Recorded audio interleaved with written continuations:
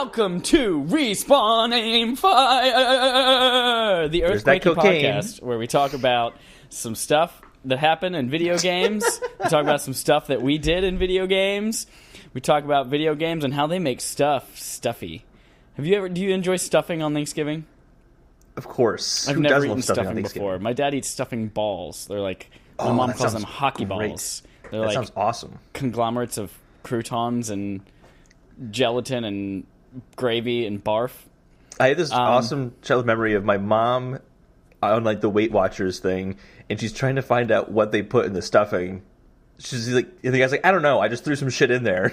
And That's exactly what I need to know for my points. And I'm like, Mom, it's stuffing. Just like the turkey gizzard, fuck it, go for it. Some gallbladder stones and oh, I don't want to think about that. a couple of old keys I found.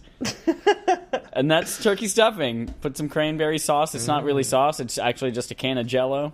I like if there's sausage in the stuffing. I'm not a big fan of Thanksgiving. I'm not a big fan of Thanksgiving foods. What? But now we're talking about video games on Respawn Aim Fire. My name is Chad Michael. No, we need to dedicate an hour into convincing Chad that Thanksgiving meal is awesome. No, it's okay. I like pumpkin pie, though, and apple pie. You haven't had my uncle's pie. turkey. Pie is great. I don't like turkey, really. Chad, get out of my face. I'm not in your face. We are in two separate states, hundreds of miles away. Oh, that's right. Okay. Well, that's good, because I will strangle you if we were closer together. Strangling me over here is... Holden DePardo. Thank you. Jesus Christ, say your name. Oh, say man. Say my name. It's been kind of a light week. We don't have a whole lot of stuff, but we do have our BARF to talk about. Our backlog accomplishments with Respawn and Friends this month was Far Cry 4. We'll get into that later. But first, we're going to jump into a segment we call Playtime, where Holden, you're going to tell me what the hell you played this week. And I'm played the BARF, and that was Far Cry 4. And I played one other game, which was, it's barely a game. It's a mobile game. It's called Word Crossy. Great. Sounds like a real winner. I'm glad you chose that one of all things to spend your time on this week. No, so I was trying to find a good crossword puzzle game. Okay. And then I found one where you have a little circle that starts off with just 3 letters inside of it, and then 4, then 5, and as you level up, it gets up to 6. And then you have to use those 6 letters to combine them to fill in the crossword puzzle above you. Okay. And the concept's actually great. I actually enjoy it, because you kind of look at the circle of words, and you're like, okay, how many word combinations can I make out of this? It's like Boggle, kind of. How many word combinations can I make out of this? But there's this gigantic flaw in it where they don't use a consistent dictionary between all the puzzles. Oh. So, like, you might find that there's do, and then you go, oh, there's an S, I'll do do's. No, that doesn't count. That's not really a word. Like do's and don'ts? Or does as in like multiple female deers? No, that'd be a does. Either way, so like, or we'll say foe and foes. But then you have another puzzle later on, the next one, where you can do foes, and then foes is actually a word that time. But it wasn't the previous puzzle. Yeah, that's dumb. It's really dumb. Because like, maybe it's not on the grid of words, but there's like the bonus words you can get extra points for, so it's not there on the grid, but you still guess it, you get extra points. It won't even be in the extra points. Just be like, nope, that's not a word. And what makes it super frustrating is you rack up points by getting correct words in a row. Great. So you're like, oh, foes is a word. You go for it, and he goes, no, we're ruining your run. Great. You lost all your combos for point multipliers and all that. Sounds like that was some worthwhile time. It's so frustrating. But then the basic mechanic is still fun enough that I keep going through this terrible, awful game. Holden. For God's sake, play Boost 2. Yeah, but I play so much Boost 2 that... I played it a lot like last year and the year before and the year before that and the year before that. I'm laying off the Boost 2. I play the 3 still. But I wanted to find a good word game on iPhone. So I guess listeners, I'm begging you to find a good word game on iPhone. That's not Words with Friends, because I don't like get my ass handed to me. I want to play against a computer that will make me feel smarter. What was that? You want one that gets you like Xbox Live points? My dad and my brother play it all the time. What is it? It's basically Boggle, except for you. Everyone in the world is playing the game like it's 30 seconds or a minute or something like that. Scramble with Friends? No, shut up. You love Zynga games. You're a big Zynga game fan. I actually was really into Draw Something. Is that Zynga? I think they got bought by Zynga. Draw Something I hated because I can't draw for shit. Wordament. The game is called Wordament. Wordament. Yep. I'm going to look this up because I want a good word game on iPhone, but it's just... My dad and my brother play that non-stop. It was like, at the time when it launched, it was the only Can iOS you share app that could link get. with me? If you do the No. 3D touch on the icon, you can just send it to Holden. I don't have it downloaded. I'm not my dad. I did a Google search for Xbox Microsoft Word game. Word, Wordament. Found it. Oh, Chad, thanks. You're an angel. You're a doll. welcome. Have you ever had an Xbox? Do you have an Xbox Live account? I had an Xbox 360. You're a 360. But I didn't have a live account. I know, right? Not even a silver? No, well, so this is the thing is, when I got it when I was like in middle school or something like that, and my stepdad wanted to make sure I couldn't use the internet to see bad things. So he put a passcode, all that porn on Xbox. And then he put a passcode, like a parental controls passcode, to block every internet access possible on it. And then he forgot the passcode. Great. Yeah, really happy about that one. Great. Well, thank you for asking what I played this week, Holden. Playtime with Chad starts off with Moss. We talked about Moss a lot in depth last time, and I think we'll leave it at that. It is a fantastic game. It's one of my favorite VR games, maybe top 5. And it's definitely one of the things I'll show off people who aren't gamers who want to try VR for the first time. I think Moss is a really great example of that. Loved it. Plus, you got a cute little mouse. And it's so fucking adorable. Oh, man. Tom came over. We had a little impromptu game night. Tom, Jesse, and myself, and we played some Mario Kart 8, but we also have a HomePod now in the dining/living room. So while we were playing Mario Kart 8, we were you're the one who bought a HomePod? You're the one? I am 2 of the one. I bought 2 HomePods. You might be the only person to own multiple HomePods. Every single person I know at work has one as well. So I have multiple, though. Yeah, you're probably right. But we were playing Mario Kart, and we were just shouting at HomePod and having a grand old time. And we ended up most of the time just listening to some really awful R&B by asking Siri to say, play something terrible. And she's like, I've made a playlist of terrible things. Or that's awesome. We were shouting, driving through Hyrule Castle level in Mario Kart, shouting along to I Can Only Imagine. And I saw that movie, by the way. and Christmas Shoes. So we had a grand old time with that. Game nights are just good. People need to have game nights more. I need to have game nights more with friends. You want to come back to Chicago? Let's have a game night. I want to go back to Chicago. Once I finish school, I'll go back to Chicago. We'll have a game night. Oh, man. Hit me up. What are you doing in 4 years? If you're a person who listens and you're in Chicago and you're not weird, that's a bad idea. Meet me in person first, organically, and then we'll decide that. I also played Cuphead. I still have 4 fucking bosses that I have to beat before I can go into the last place. So Tom and I tried to beat a couple of them 2-player. We just couldn't do it. It's too hard. I want to play that game so bad. I really want to play Cuphead. Get an Xbox One S. They're like $4. Oh, they're $4? Yeah. The games cost more than the console itself. It's pretty amazing. It's true. Plus, it comes with like 17 free games. So also get Game Pass. But the other new thing that I played this week, and by new I mean it's recycled, was Thumper for iOS. But the iOS version, yeah. It is one of my favorite VR games. It was the first one that I was ever hooked on. I thought Moss was your favorite VR game. You're just. I said Moss is one of my favorite. Nate, you're all over the place. Chad, get it right. 5. Get straight. Which one is your favorite VR game? You are not allowed to do that to me. My favorite VR game is Breath of the Wild. Probably Super Hot. Yeah, Super Hot's my favorite too. Super Hot, or no, what was the new one I just got that I said? Oh, Sprint Vector. Sprint Vector's probably number 2. Super Hot number 1. Sprint Vector number 2. But Thumper on iOS. I played it on iPhone. And I was very surprised to find out that it is, so far, the exact same game, but just optimized for touch controls. And it works really well. And now I'm addicted to that in my downtime. Interesting. But then I played our BARF game. I played that Far game too. Cry 4 Años Tienes. Do you want to jump into BARF? Do you want to BARF all over me? Let's now move into a segment we call BARF, where we talk about our backlog accomplishments with Respawn and friends, where we find a game that we both are ashamed we haven't played yet or really wanted to play, and we make it happen, and we talk about whether we liked or didn't like it. I'm going to lead our discussion this month. Holden, let's start with top level. Did you like Far Cry 4? Did you not like Far Cry 4? Go. I did not like Far Cry 4. You did not like Far Cry 4? Go on. I did not like it. So the gunplay is very good. It's fun when you're just kind of running around shooting guys. It's all about the gunplay. But I just found the story I did not care about at all. I couldn't tell you anything about the characters and didn't care about any of the creative kind of story elements of it. Yeah. The open world was really boring in the sense that it was like just trees everywhere. Oh, there's a hill, there's trees on it. And then you can look down the hill and there's more trees. And oh, look, there's a mountain that's snowy, but yeah, you can't really do much over there. It's just trees everywhere. Everything felt the same to me. There are definitely trees in this game. Lots of trees in this game. But there would be kind of cool things where you're driving and then it says, oh, that's like that van has a scout in it and he just got military information. You got to get him and kill him before he gets back to his base. And that was fun, but then like it's the same thing every single time. Like no matter what, it's just a different scenario, but it's always, oh, guy's driving away, go get him. Go get him. Go get him. And I just got really bored with it after a while. Yeah. I didn't really care for it. And this is the only game I've ever moved down to easy because I got so frustrated.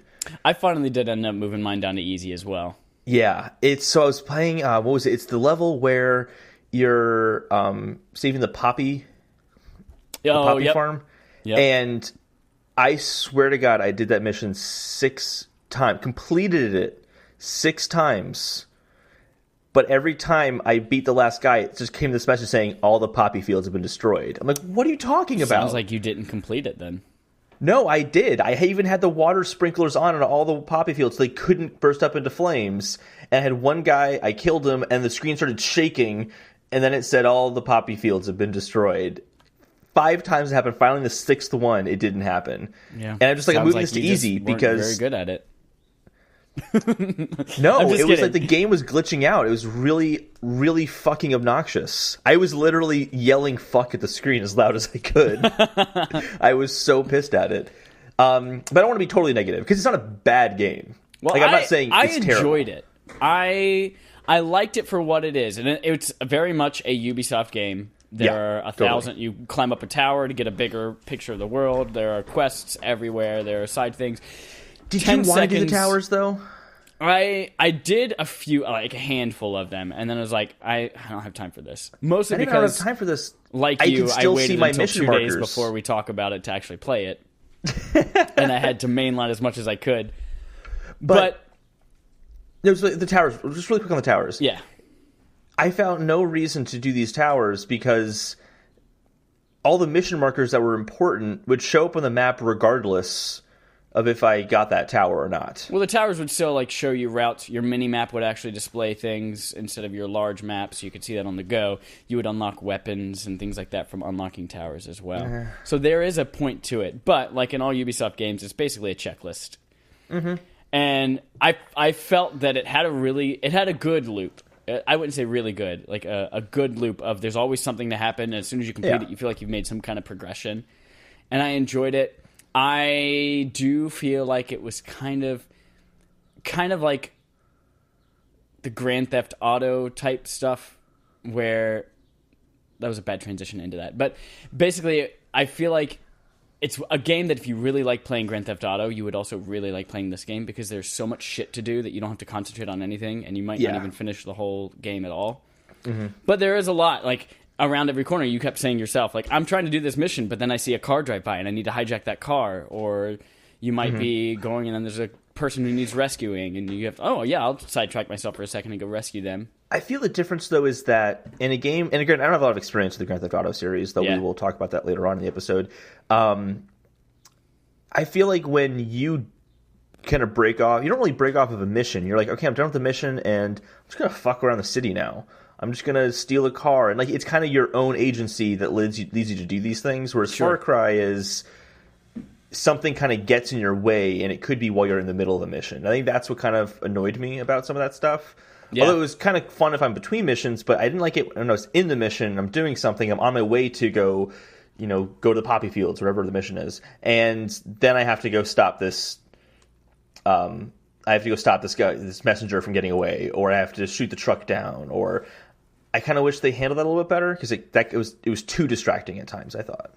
Yeah, I agree with you, especially if I'm in the middle of a firefight and then another car drives up and they have this thing and then they join the firefight and kill me, or like I'm fighting some dudes and all of a sudden a bear comes out of nowhere and mauls us all and I'm dead. Or how about the dogs? Those dogs were so annoying. Oh my gosh. So in general, I think this falls into the category of almost every Ubisoft open world game where I enjoy what I play of it. I see the appeal, and I'm like, great, but I will never finish it. I did the same thing with Shadow of Mordor. I did the same thing with most Assassin's Creeds. Ubisoft did Shadow of Mordor? No, but it was that same style of game. Okay, yeah. Where it's just a bunch of checklist things. But I think where it really failed me, where I was expecting more from it, is everyone always talks about the Far Cry villains and how great they are. Yeah. And we saw the first cutscene. I was like super intrigued. I was like, all right, I'm into this. Troy Baker's playing this crazy psychopath villain. This is really great. And then I'm 20 missions of 32 into this game, and I've never seen him again.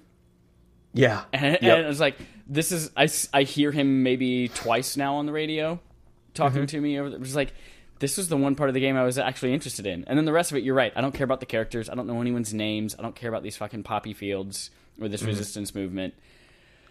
So that's what I feel like I was let down on. And I was trying to think, what is it about this game that I didn't like that I did like about Metal Gear Solid 5 or Horizon Zero Dawn? Because those games are very similar in the fact that they're checklist type things. They're open world. But I felt like what kept me with Horizon had a really Zero interesting Dawn, open world. It had an interesting open world with a lot of diverse environments, which is important. Yeah. But it also, when I felt like things started to get a little samey, there was the amazing story and kind of world to get lost in that pulled me back in. Whereas there's like a really cool lore to that world. Like, I'm not a big Horizon Zero Dawn fan, but the lore was really interesting. Yeah. You wanted to find out what happened to this world, why it turned out the way it did. And by exploring this world, I'm going to find that out. And there wasn't that element of this game. Like in Far Cry, I'd be like, oh, I'm driving and there's an outpost and I should stop it, but I really don't want to fight these guys because when there's a ton of enemies on you, it's really annoying. Yep. I also found that, in Horizon Zero Dawn, every single time I found a note or an audio log, I was like, I got to stop right now and figure out what is going on in this note. Whereas this one, I would read a notice or a post or a book somewhere, and I'd immediately just close it and didn't give a shit. I'm like that with, honestly, like all games like that. I don't like reading notes. I like audio logs where I can continue playing the game and hear what's happening. There are a few, I enjoy them, in Last of Us and BioShock. Occasionally I'll find some that are interesting enough that I want to read all of them. So, going back to the whole, going to an outpost in kind of a combat scenario, and, the reason I would avoid those a lot of the times is healing is a gigantic pain in the ass in this game.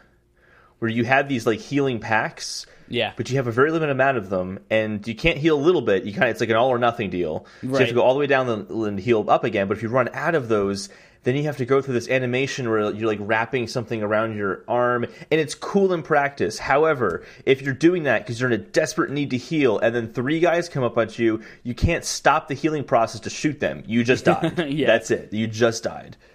I felt that was cool that they had that option, whereas a lot of other games you would just be like, all right, I'm down, I don't have any med packs left, I guess I'm just gonna fucking die. So I like that they had that option to heal in those small bursts, but you're right, the animation would completely fuck you sometimes. Exactly. Too many times. And even reloading takes forever in this game. What I kind of along those same lines, another thing that frustrated me was some of the your loadouts occasionally. In order to switch the guns that you had or to stock back up on health kits and things like that, you had to go fast travel to a town that might be super far out of the way where you need to go. Yeah. Or find a merchant and stock back up. And I would find that oh man, I'm actually already in the spot for the next mission, but I can't fast travel back here. So I don't want to fast travel away. And then I start that mission and be like, God, I wish I had my bow, but I can't get my bow. Yeah. So that was frustrating at times, or especially if you didn't realize the extent of the mission that you were about to get into. Yes, definitely. Especially the 19th mission I was just on before we did this. I didn't realize how fucking long that mission was going to be, and I went in with 0 health packs, and I was just picking up what I found, and I was just dying over, and that's where I had to switch to easy. Yeah, there's some levels where there's the arena. Yeah. And they give you health packs nonstop in that level. If you do well, they throw them at you. Okay, is that what it was? So I was doing really damn well then, because I always had health packs. So this game, I've created a litmus test for open world games and how immersive they are, and that is take your weapon and point it at people and see what happens. And Breath of the Wild, everyone cowers in fear. They all get really scared, and they might even change their reaction based on like what you're wearing or something like that. So like it's immersive. Like based on what I do, the world reacts. Game. It is it's open air. It's an open air game. It's an open air game. That's right. So totally different thing. Totally different. But here, there were times where I could point my gun at someone and they would just continue to stare at me. Other times, they'd be like, no, please don't shoot me. And then I'd put the gun down and then suddenly it was fine again. But it wasn't consistent. And that really bothered me. Like I felt like, oh, that's just a person who just, their role is stand in field and act poor. That's their role. That's their livelihood you're talking about. Sorry, stand in field and be depressed. Whoa, that's their mental health you're talking about. I mean, like, I feel like I'm shitting on this game. It's a well-made game. The gunplay is very fun. When you're kind of have the shotgun and you're wailing on guys, it's a blast when you're doing that. Yep. I just feel like it didn't stick together very well. What are some things you really enjoy? Because one thing that I really enjoy is how diverse and interesting the combat can be. I didn't actually start playing around with some of this stuff until like a little bit later in the game, but I love the fact that you can throw a piece of meat and just out of nowhere a bear or a rhino comes charging in and just like wipes out all the guys in the place. Oh, I never even noticed that. That's awesome. You didn't ever do that? No. Yeah, anytime you kill a creature, you get a piece of meat, and you can throw that meat in combat, and just out of nowhere, a tiger or a bear or something like that spawns on the battlefield and starts ripping people to shreds.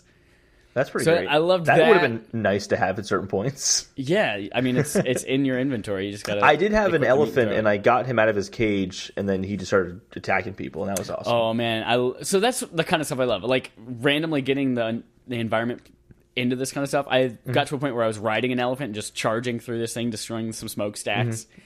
That was fun.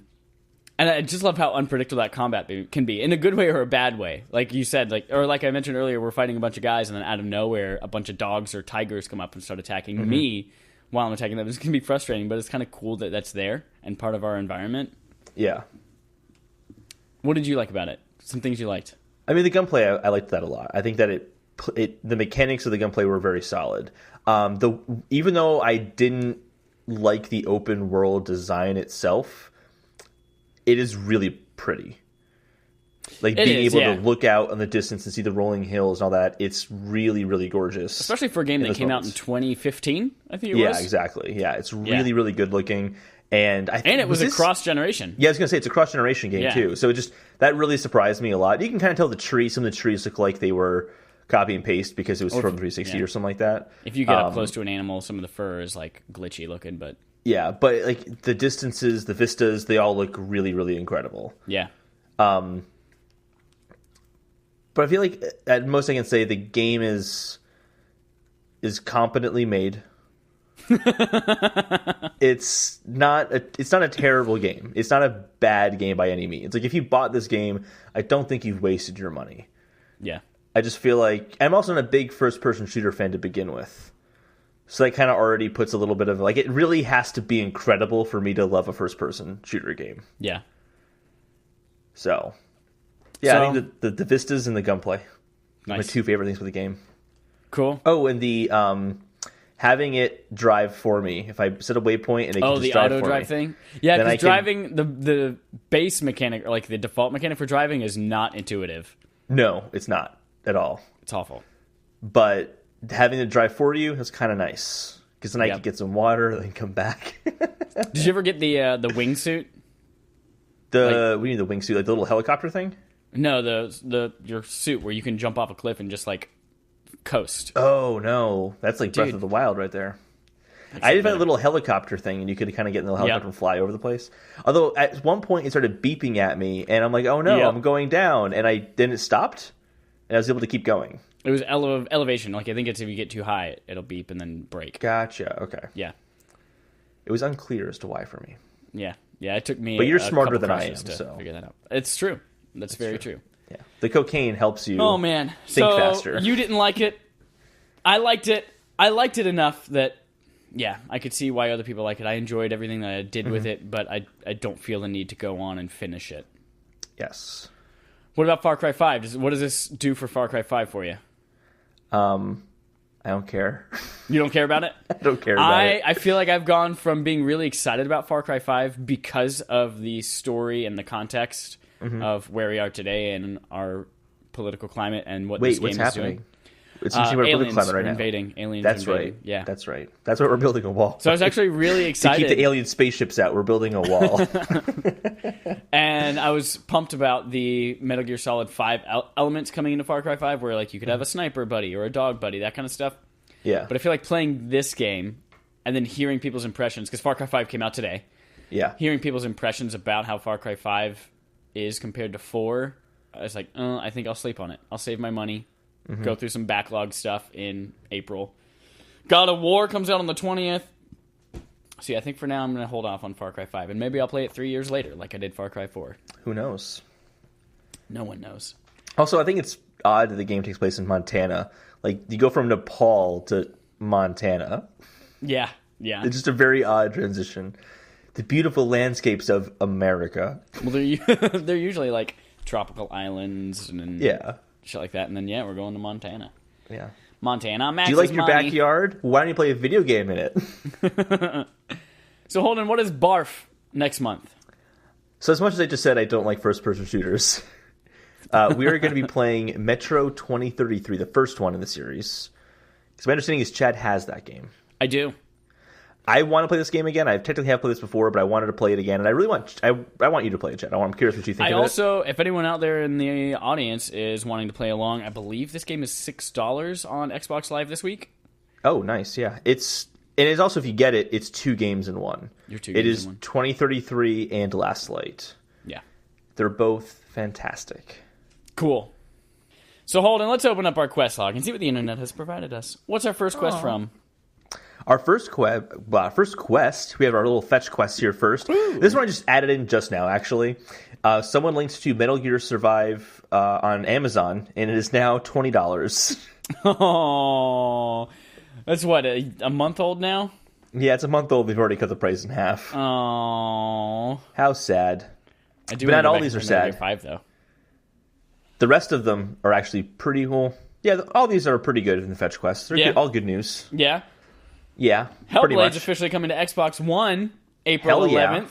Yes, please buy that game. Yes. Buy that game. Play it. It's fantastic. It's like 4 hours. Really, really good. I think it was in both of our top 5s last year, I think. I think so, yeah. Very good game.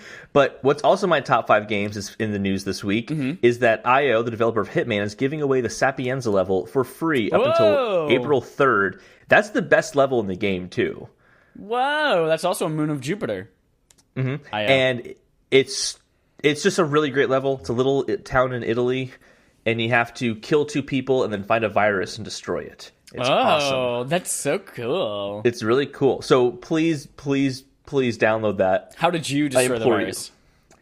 I put a hazmat suit on, and then I went into the room with the viruses. Yeah, so I blended in, and then I just distracted 2 of the guys that were in there by messing up equipment, and then I walked to the virus and just overheated it. Nice. Overheat it. Always dies. Yeah. It's pretty great. Oh, Sea of Thieves had 1 million players in its first 48 hours. Apparently causing a lot of server issues as well. People couldn't get on, things like that. But that's great for them. They didn't expect that kind of traffic, and they got it, plus more. We'll apparently talk about that game a little bit. Will we? Okay, we have more stuff about it? Yeah. Good. Yeah. The Limbo dev has teased, Playdead is their name, teased their next game. And I'm very excited because I've loved every game they've made so far. 2. And just to be clear, though, it's going to be a long time. They were at GDC handing out postcards saying, hey, do you want to come work for us? We're working this project. We really could use your help. How many years was it between Limbo and Inside? Like 5 years or so. And Inside came out in 2016, so it's going to be a little while. 2016, really? How old am I? Too old. Yeah, you're like 47 or something like that. I'm like 20 years old. 40-20. Yep, that's a name. Yep. That's an age. That's an age. That's pretty much all for our fetch quest. We don't have a lot of news stories this week. Yeah, really slow week this week, even though GDC was this week. We do have a game potato this week, however. Whoa, tell me about that game potato, Atari VCR. It's just the headline. The headline was Atari VCS probably isn't what you think it is. Well, I don't know what it is, so it's probably anything. If it's anything at all, it's not what I think it is. It looks like a router. Great. It looks like a router. I think it looks cool still. I know you do. But when we get to our actual quests, we do have some information on that VCS. Tell me about it. Let me pull it up here. So it sounds like it's going to be more powerful than we think. It's running Linux. for starters, and they want you maybe potentially to be able to run Steam on this and play Steam games. Okay. So it's kind of like a Steam box in some ways. They were clear that it is not an NES or SNES classic. It is a lot more than that. It's a completely new connected device for modern audiences. But when we get to the actual specs they've listed out, and this isn't everything we're going to know, because they still have some details they want to share. They have said that the performance will be comparable to a higher-end PC laptop. It's going to be running on an x86 processor, so not a mobile processor. A higher-end gaming laptop? Yeah. For $300? Apparently. Okay. Well, it doesn't have to have any power consumption or requirements. Screen. Okay. Or screen. So there's that, but that's also not the most expensive portions of a gaming laptop. But they're going to have onboard and expandable storage. The fact that there's expandable storage means that they're going to expect you to download a lot of things to this, probably big things. They quote and say, the Atari VCS is literally a PC for your TV where the screen is your main interface. So I think they were... So. Yeah, it's a TV experience, but you have to guess what you're selecting. Please turn the TV off. No, so I think what this means is that they're trying to make this more of a console rather than like a classic arcade machine. Well, I can tell you right now, they're going to fail right out the gate because they have a huge messaging problem. Huge, yeah, I was kind of going to get to that. Yep. They have a huge messaging problem. The fact that there are article headlines that say this isn't what you think it is not a great sign. Yep. No one's like, what's the PS4? I don't know what the PS4 does. No, it plays video games. It's a PlayStation. You know exactly what it does. And they still aren't releasing a release date. They've said that by the end of April, we will announce when the pre-orders will begin. Oh my God. And this is supposed to come out in December of last year. So I don't know what's happening, but they should just don't talk about it until you can give the price, you can give the release date, you can say, here are the games that are coming to it, if there are games coming to it. You can tell us what it is. Exactly. But the most that we know at this point in terms of purchasing of it is that there's going to be a base configuration, which is going to have a remote, not the controller, a remote and the classic joystick. And then there's going to be enhanced bundles that will most likely include the modern controller or possibly other items still in development. Oh my God. It seems just kind of all over the place. It needs to die. I think the classic joystick's a kind of a cool idea when you are playing the Atari games and all that. But if you're going to position this as I guess a home console, you don't put only the joystick in there. You put the controller in as well. It's not like the Switch where you at least have the Joy-Cons to use. You're not looking forward to playing Far Cry 5 with a joystick? No, not at all. I kind of want this to do well. No, you don't. I wouldn't mind. No, you don't. No, I wouldn't mind another player in the console game. I don't think that'd be a bad thing necessarily if they can do something unique. But this is it's a disaster so far. Yep. It's a complete and utter disaster. And that's all I want to say about this. I don't want to talk about this fucking Atari box anymore. Speaking about potential disasters, Sea of Thieves had we talked about some server issues, people connecting.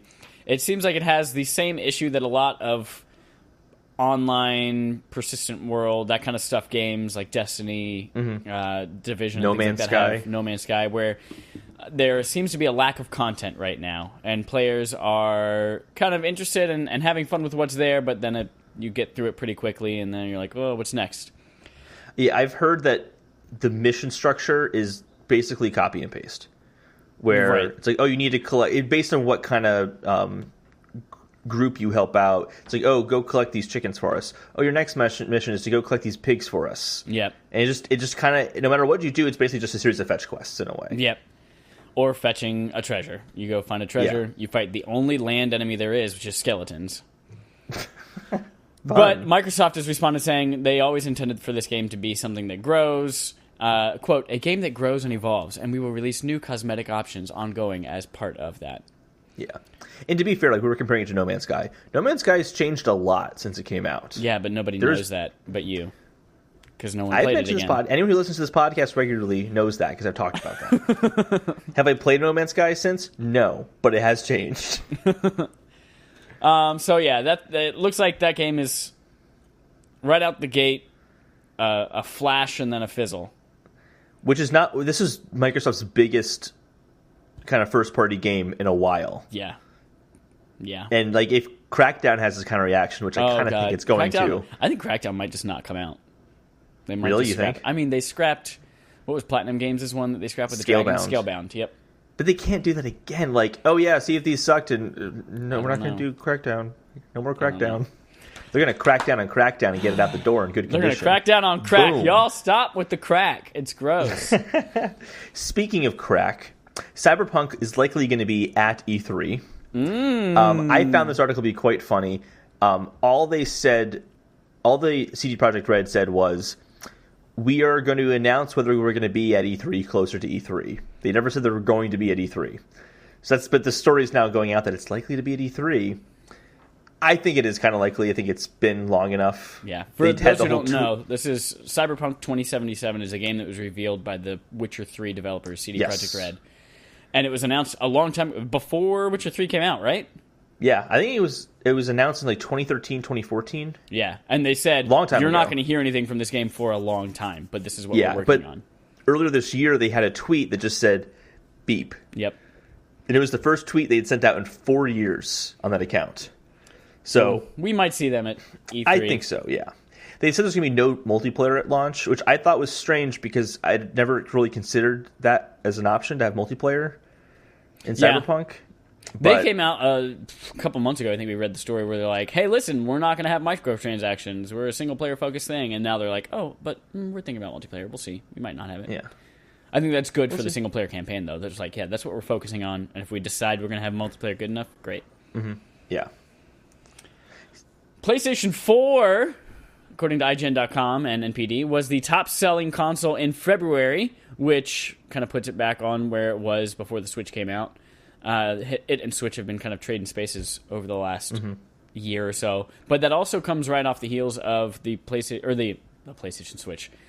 We wish the Nintendo Switch, by that same number being the fastest selling console of all time in the United States. I think that it's jumped to the top has a lot to do with the fact that Monster Hunter came out that month. Yeah, and that because Monster Hunter is now the number one selling game. And kind of push over the top. But notably, Switch was actually third last month. Right. It was third, but I think it's because Xbox had some sort of promotion going on, so they sold a lot. Like, Switch still had a really good month. It was actually a huge jump up. It was a 55% jump up from February of last year. So kind of just everyone did really well, but PlayStation came out on top. Consoles are dead, y'all! That's why Atari VCR is coming in and saying, we're going to pick up the ashes. Rise like a that phoenix. Failing PS4 system. Oh, well, hold on. I don't know anything about these next two stories. You read them. Yeah, so Level 5 is a company. They have made Ni no Kuni. They make the Professor Layton games. But really, Ni no Kuni is what most people know from them. And they've said, I think this is also really funny, they want to make a 20th anniversary game. This is their 20th anniversary. It's going to be a massive MMO-sized game. Not an MMO. Just MMO-sized game. And this is going to be our anniversary game. But they say, and I quote, but let me be clear, we're not releasing our 20th anniversary game this year in our 20th anniversary. We are saying that we are making this game, and it will come out in the next few years. So not our 20th anniversary. But they did the same thing with Ni no Kuni. Ni no Kuni was announced on the 10th anniversary of the company. They said, we're working on this game called Ni no Kuni. It's our 10th anniversary game, and it came out 2 years later. So they've done this before. But I just think it's notable because that franchise is pretty notable. As being a highlight of the JRPG genre. And the new one's getting fantastic reviews. It's not puny. Ooh. Yeah, see what I did there? I did see what you do there.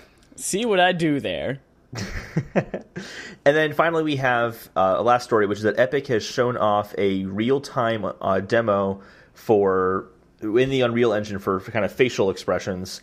And they look really good. It's still uncanny, I think.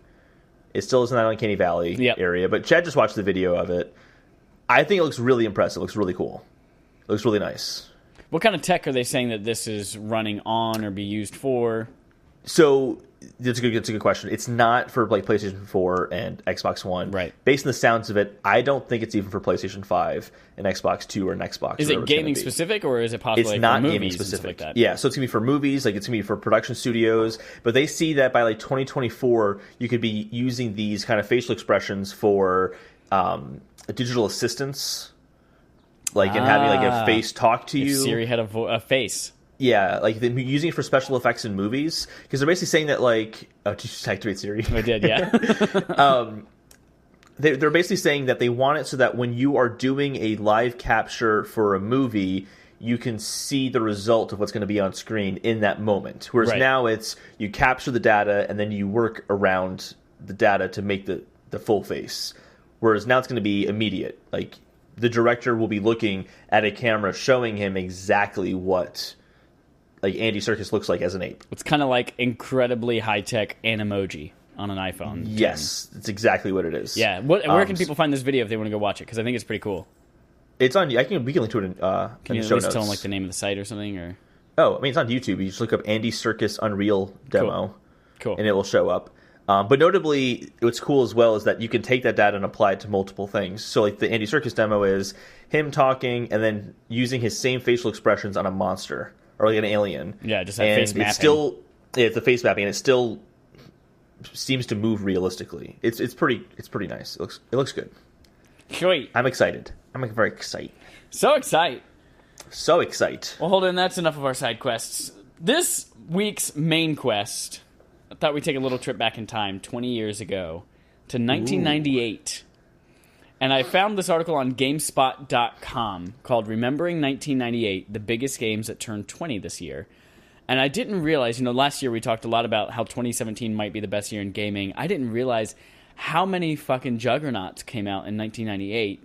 Yeah. And that might be like the only thing that gives 2017 a run for its money for being the best game. Do you want to just run through these games and list them out? Because it's pretty impressive. I think we should just like mention them and just chat about each one as we go. Because they're listed chronologically. Yeah. As they came out. So first up... Yeah. No, you go for it. I was going to say you go for it. So Resident Evil 2 came out January 21st, 1998. I didn't realize that they had a trend with that, Resident Evil releasing in January. Because 7 came out last year in January as well. Resident Evil 2, for a lot of people, is their favorite of like the old school ones. Resident Evil 4 is like a lot of people's like favorite. Takes place in Raccoon City, right? Yeah, where the first one was a mansion, this is actually the city itself, the police department. It's where Leon Kennedy from Resident Evil 4 became a thing. They introduced I believe the liquor was just introduced in this one the first time. And this one is in the middle of getting a remake as well, which is pretty cool. Kind of in the style of Resident Evil remake. Yeah. So Resident Evil 2 came out January 21st. A week later, Final Fantasy Tactics came out on January 28th. People love this game. People do. People love them tactics. Like I mentioned, I think a couple weeks ago, it's not really a genre that I'm really big into. But people love the shit out of that game. And people still talk about it all the time. Have you ever played Tactics? No, never. Me neither. Actually, a lot of these games I haven't played before, but I've played other games in that franchise. Gotcha. A week before my birthday in 1998, Xenogears came out, February 11th, 1998. They just had a new game in that franchise come out a few months ago. They did. Still going strong. And then this one, oh, okay. So this is the one, is this the game that people are thinking the Shadows Die Twice might be? Tenchu, Stealth Assassins? Yes. So a lot of people are speculating that Shadows Die Twice might be a from continuation Software. Of this. Yeah, from Software, who made Bloodborne and Dark Souls. Came out February 26th. This is an obscure game. People might not know those. Yeah. But then we get into Blizzard with StarCraft. And that's their real-time strategy game. StarCraft was 20 years ago. 20 years ago. March 31st, 1998. And StarCraft 2 is still being played as an esport game. Didn't StarCraft just get remastered as well? I think it did, last year or the year before. They remastered it, but they're going to make I think they're remaking it or something like that. They're doing like a bigger overhaul, I think, as well. I can't remember. Shut up. Now, this game, I played the shit out of on Nintendo 64. Do you remember 1080 snowboarding? I did not like this game because it's you like didn't sports like this games. Game? Oh, I can never man. get into like the trick games like Tony Hawk where you have to like maneuver and spin. Oh, but you can play and as I'm like, Spider-Man and Tony Hawk. I never played those games. I never cared for them. Oh man, 1080 snowboarding was a staple at the Innes household as kids. You can get that dragon snowboard, go down those really difficult slopes. I'm happy for you. Came Chad, out March 31st of 1998. Panzer Dragoon Saga, April 30th, 19. You ever played a Panzer Dragoon game? No, I know they released a new. Well, they remade it on Xbox One. Not this one, but a version of that. Panzer Dragoon Orta released on the original Xbox. I played that a lot. Panzer Dragoon was all over the Sega consoles a long time ago as well. Mm-hmm. So this one, when Sega launched with Sega Saturn in North America, it released simultaneously with Panzer Dragoon.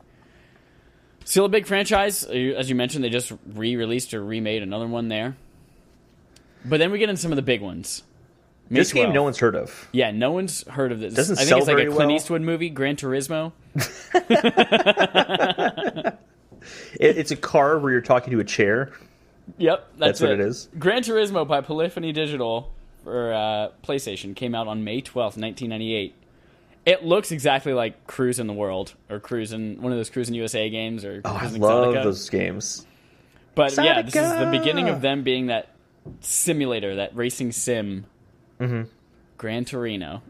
On the PlayStation 1. Oh! Then comes Banjo-Kazooie. You still never played that one either, right? No, I have not played like any of these games so far. Oh my god, because you were too busy playing Oracle of Seasons. Yeah, actually. Well, I had like 2 games growing up as a kid. Give me a break. Got my back, Chad. Banjo-Kazooie! I recently replayed this like 3 or 4 years ago on Xbox 360. Had 2 glitched jiggies, otherwise I would have perfected the game. The jiggies were glitched. Came out on June 29th, 1998. So Banjo-Kazooie was made by Rare, who is now doing Sea of Thieves. And we didn't mention this at all this week or last week, but Xbox is totally into the idea of having Banjo appear in Smash Bros. Yeah, I mentioned that last week. Did you? Yeah. I knew you never listened to me, Chad. I never do. Never do. Tom Clancy's Rainbow Six got its start 20 years ago in August 21st of 1998. Yeah, but when did the first Rainbow game come out? Rainbow 1 through 5 were on Atari. The Atari VCR. That was a lame joke on my part. Yeah, that was really dumb. I'm really proud of myself. My brother was all into those Rainbow Six games. He had one on Dreamcast, though. We didn't have it on the N64. The next game is the biggest one of them all, though. Mega Man Legends. This is a game I always wanted, but I never got. August 31st. I think I've mentioned this before. I loved Mega Man as a character as a kid, but I don't like the games. Like, I had Mega Man 4 on the original Game Boy. I played a bunch of Mega Man games on my SNES. I just don't enjoy the games. I've only played as Mega Man in one game, Super Smash Brothers on the Wii U. I think his character's cool, and I used to read the comics and watch the cartoon in the mornings, but Mega Man Legends was the first 3D foray for him on Nintendo 64. It looks like a super 90s 3D game. Oh, yeah, where it's like a corridor, it's like a flat, straight corridor, and it looks like Mega Man in Doom or Wolfenstein. It's exactly what it looks like, yeah. Parasite Eve came out September 9th, 1998. Did you ever play these games? No, I didn't. But I remember seeing the trailer for this game as a kid and thought it looked like the coolest thing ever. It is a pretty cool game. When they announced the third birthday, which was Parasite Eve's second sequel, the third game in the series, for PSP, I guess a long time ago now, maybe, 7 or 8 years ago? For PSP? Probably more like 10. Yeah. At that time, they had released Parasite Eve in 1 and 2 as PS1 classics, so I went back and played Parasite Eve 1. And it was a really cool game. Graphics don't hold up well, as most... most games from that era do not hold up well at all. Most 3D games, at least. Going back to that Mega Man's Legends screenshot we just saw. Yeah. And then Spyro the Dragon, Enter the Dragon, Cisco. He came out in 1998, September 9th. This is also getting another remake, similar like the Crash Treasure Bandicoot. Trilogy. Did you ever play Spyro? No, but that's why I'm really, really excited for the trilogy to come out, because I've always wanted to play Spyro. Always. I played it on my PSP Go in college. as a PS1 classic. Wow, you just buy all the products that no one else buys. Oh man, but that PSP Go was so good. It was so good. 16 gigs of internal digital storage. I could keep all my games on it. 16 gigs? You couldn't expand that, could you? I think you could, but I did not. Didn't need to, because all those PSP games were really small. That's right. Super small. Spyro the Dragon. I played the first one, and it's okay. I mean, it's no Banjo-Kazooie. No. But it was fun. And then comes Pokemon Red and Blue. Yeah, I think these are probably, of all the games we're going to talk about, these are probably the biggest. Yep. Pokemon Red and Blue started a revolution. Kind of kickstarted Nintendo's... This was at the end of the Game Boy's life cycle, too. Yeah. And kind of brought that back into relevance. Did you play Red or Blue, or did you start with Yellow? I had Red, my brother had Blue, and then we both bought Yellow. Gotcha, because I never played Red or Blue, I only played Yellow. Really? Which is largely the same thing, but... Well, then you had Surfing Pikachu, you had the Pikachu that follows you, you didn't get... you could get Charmander, Squirtle, and Bulbasaur later in the game from trades. Mm-hmm. We had to do it the old-fashioned way, where you start a game, trade it to the other, start a game, trade it to the other guy, start a game, trade it to the other guy, and then they trade you all three back. So it's so much easier now. There's the Pokebank. So you can just start the game, save it to the Pokebank. You kids wonderful. And all your technology. Back in my day. Oh, man. Pokemon Red and Blue. I'd say these are probably the games that also hold up the best, because how much has Pokemon really changed since 1998? Not at all. There's minor differences, but I don't do any of the petting contest stuff or whatever it is. Yep. We have an interrogative coming up later about Black and White we'll get to.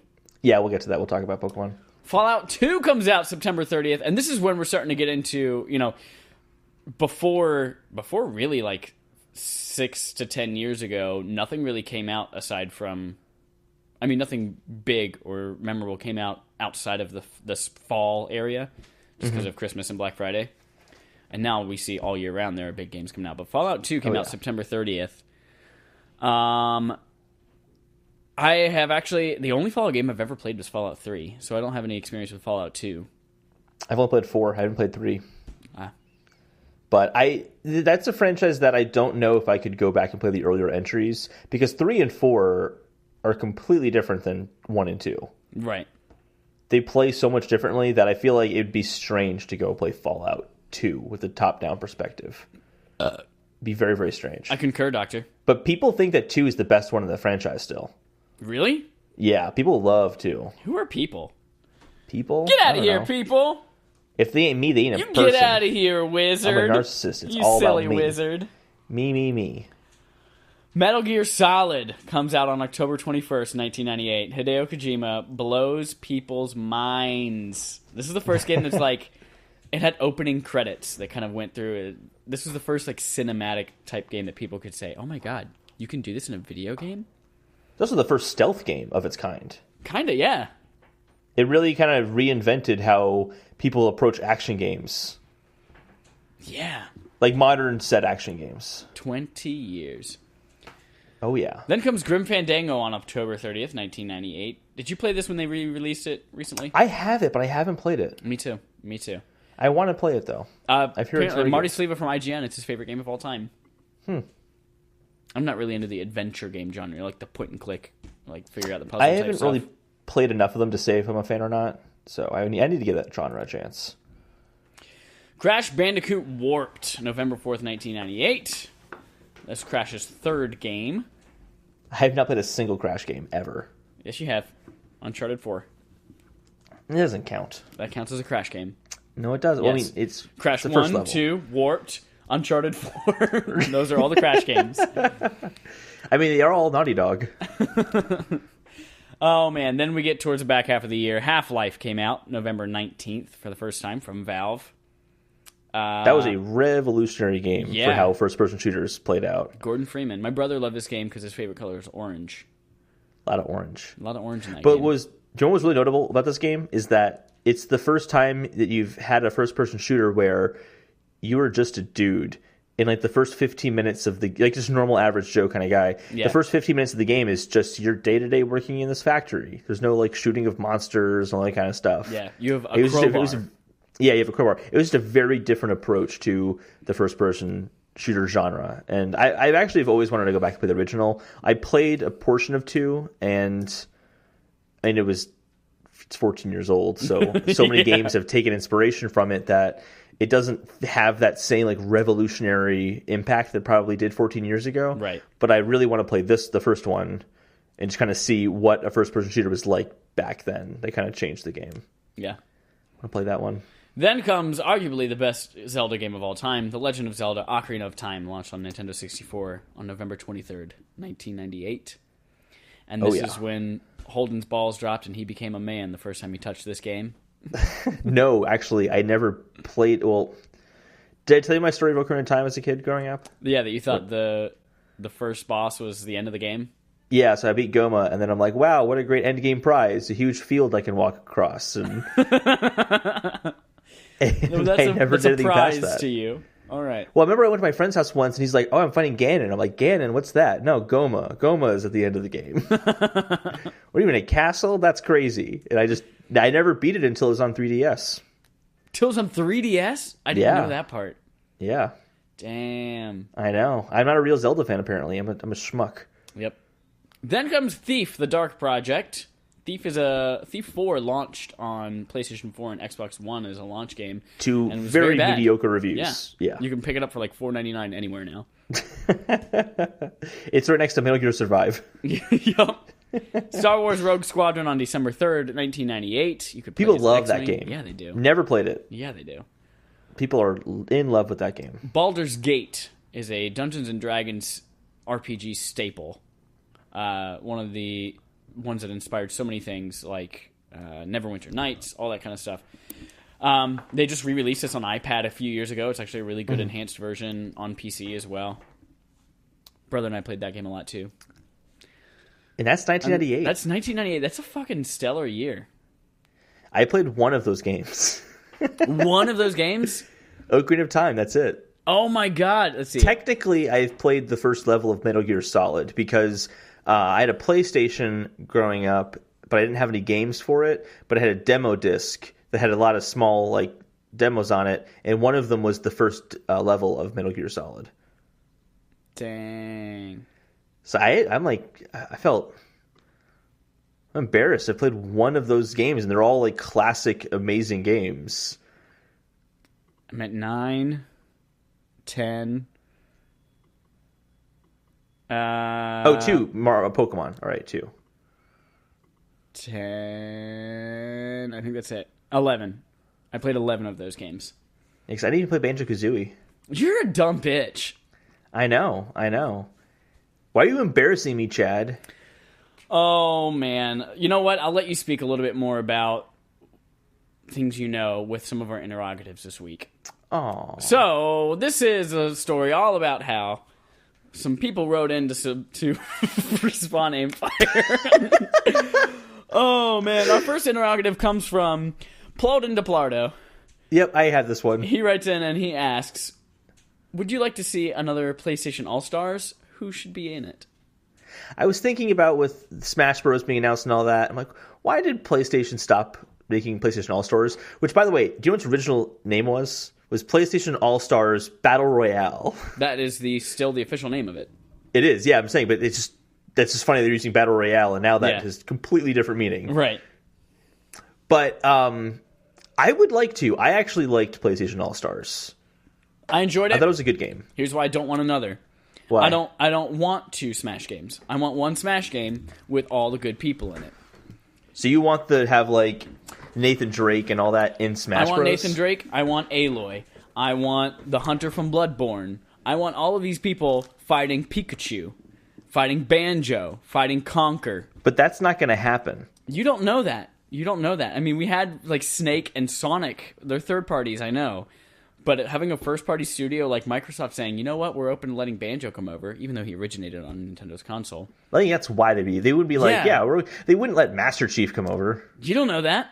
I'm pretty confident in that. If we're allowing crossplay nowadays for a lot of things, like we might not be too far away from a future where we do get a game like this. But that's what I want. I want Sakurai to be making a game with all of these characters in it, and I want it to be the definitive fighting game, and nothing else ever exists. I don't know.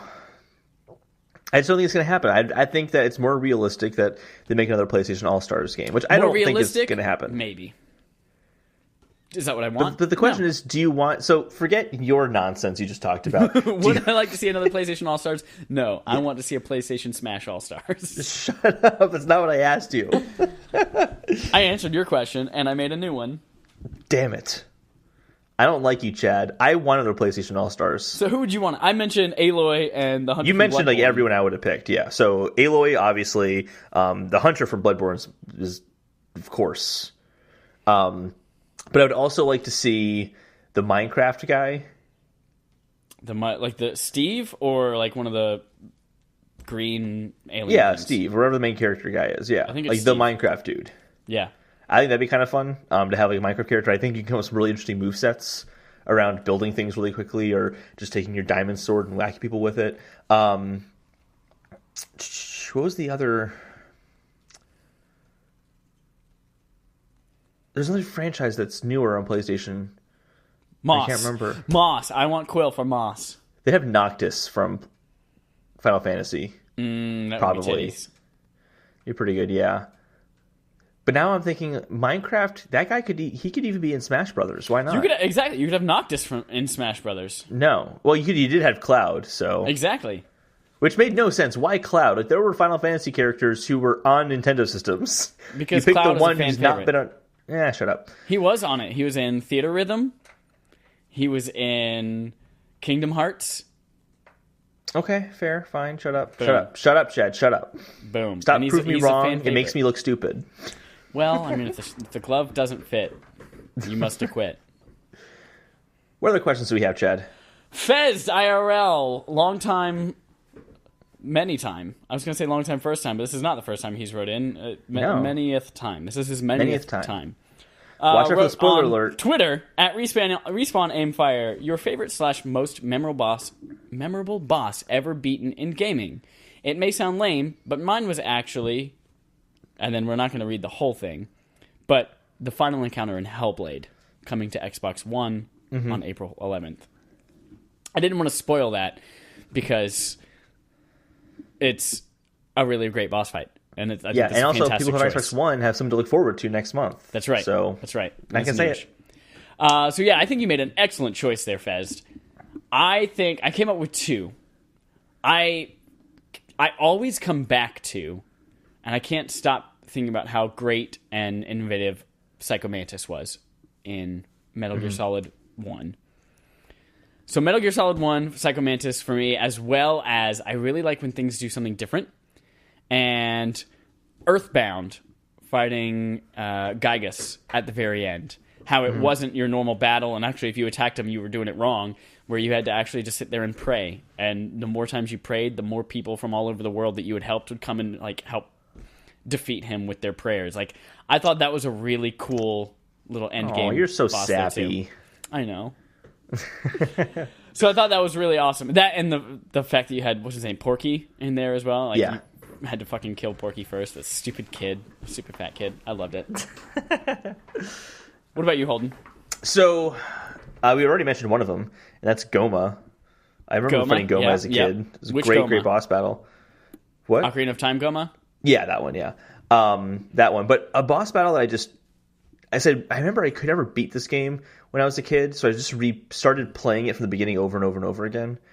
And I've always loved it's not a great boss battle. It's just really memorable for me. And that is Metroid Prime in the very beginning, when you get on the ship and you fight the little like parasite queen, or whatever it's called. Yep.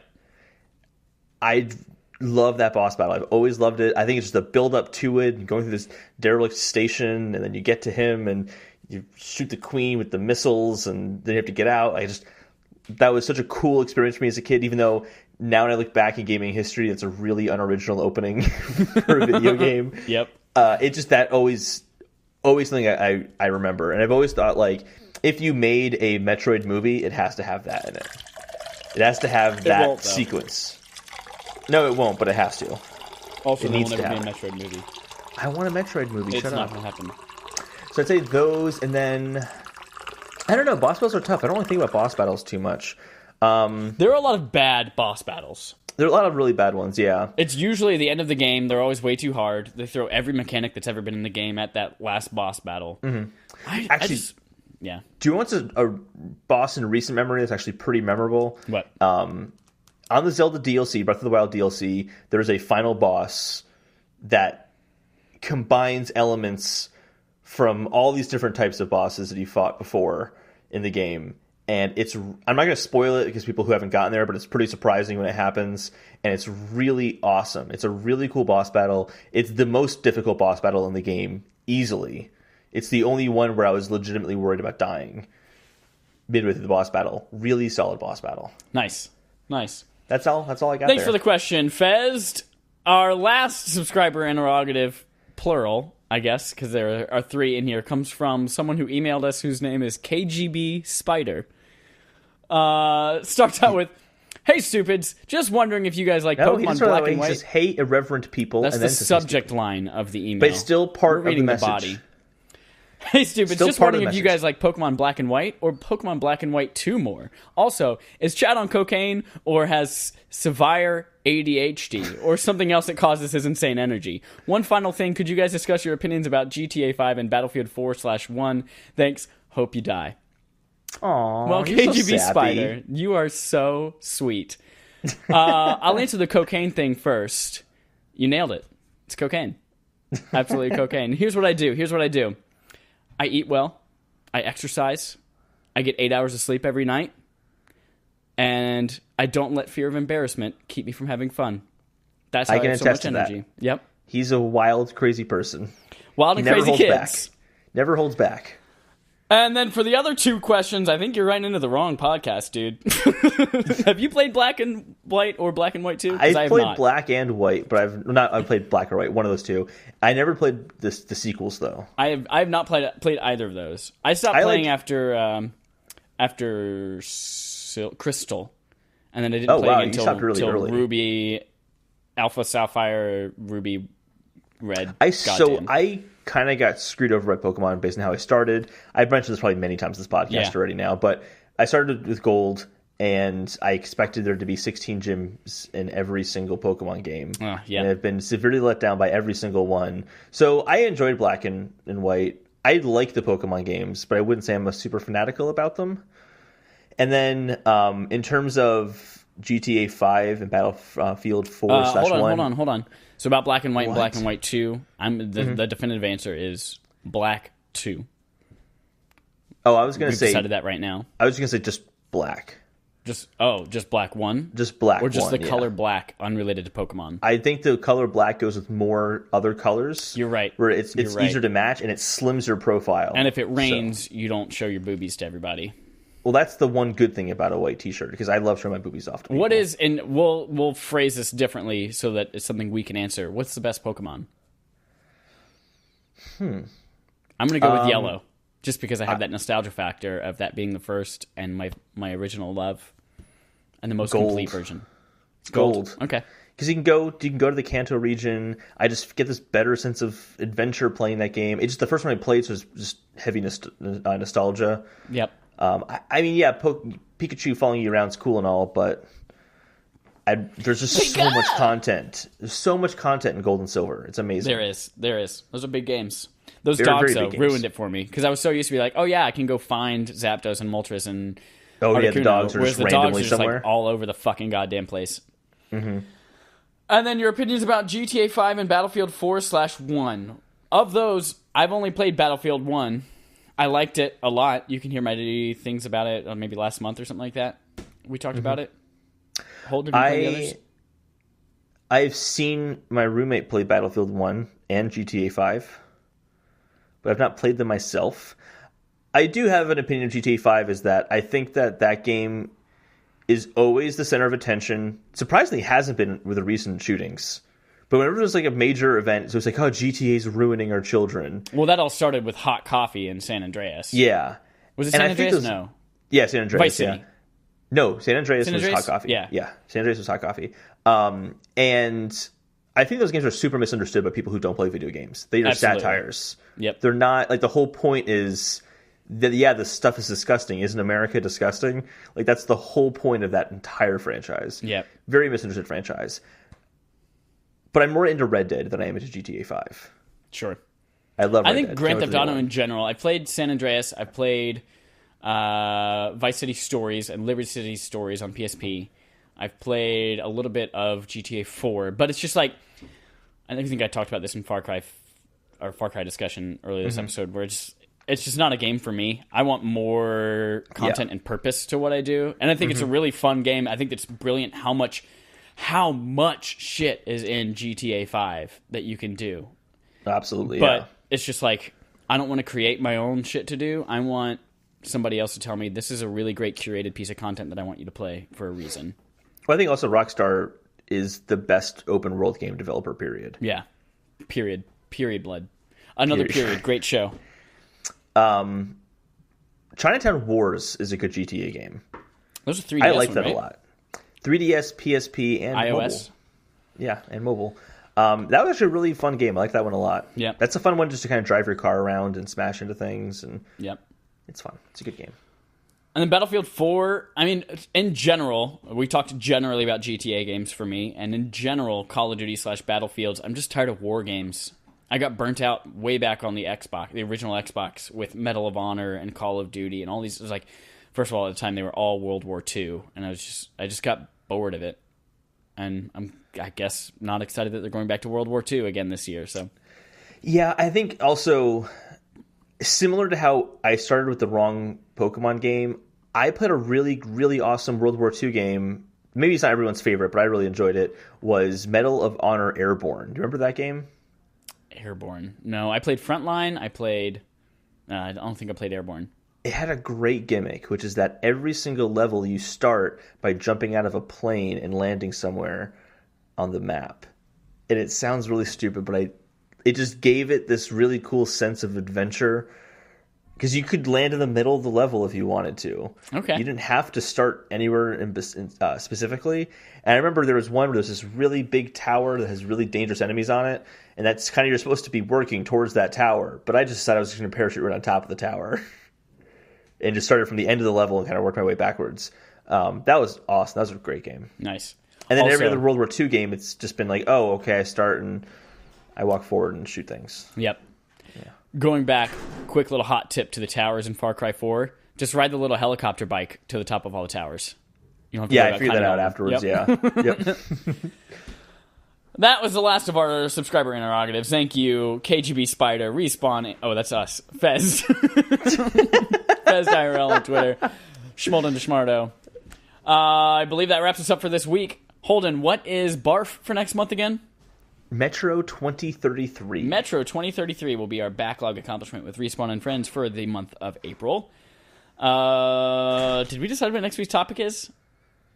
No. Well, no, we didn't. We'll look out for it on Twitter if you're interested in knowing ahead of time. And we probably won't even do it on Twitter, so who knows? It's a surprise. It is a surprise party. Oh my god. She doesn't know. What's the best kind of prize? A surprise. You are such a heteronormative, patriarchal piece of shit. It's a her prize. She is the prize. It's a she prize. No, it was a quote from Tim Burton's Willy Wonka. Oh, I didn't see that one because it was trash. It was trash. I decided it was trash before I saw it, so. You made a wise judgment. Thank you, judgment. All right, everyone. Write into us again with your subscriber interrogatives. Stay tuned. Oh, next week. Tune in next week for April's photo mode. It's going to be a fun one. Your chance to win real money. And by real money, I mean leaderboards next week as well. Your gaming stuff. And leaderboards, yes. All right, everyone. Goodbye. Have a great week. Happy Easter. Bye-bye.